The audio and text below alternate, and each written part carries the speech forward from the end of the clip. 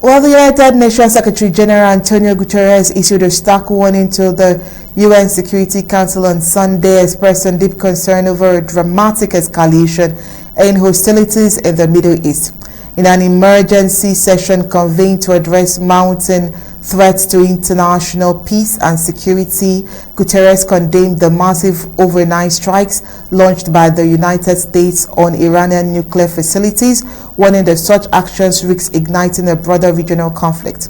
These strikes have significantly damaged the fragile international order and threaten to plunge the region into an even more dangerous cycle of violence. Guterres told diplomats gathered in New York, "We now risk descending into a rattle of retaliation after retaliation with catastrophic consequences for the people of the region and beyond." The U.S. strikes reportedly targeted 3 critical Iranian facilities involving in uranium enrichment. This direct military intervention came in the wake of 10 consecutive days of airstrikes initiated by Israel aimed at dismantling key elements of Iran's nuclear infrastructure. The Israeli offensive sparked delayed exchanges of missile fire between Tehran and Tel Aviv, further destabilizing the region. Guterres emphasized the urgent need for restraint and renewed commitment to diplomacy.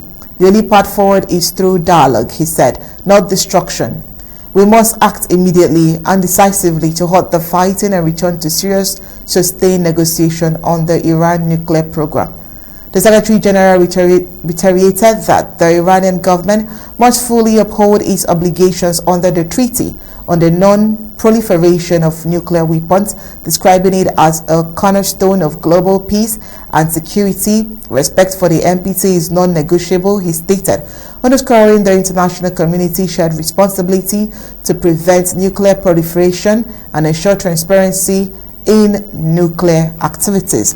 That's it for tonight's Undaunted. But before we go, let's take a look at the stories that made the headlines.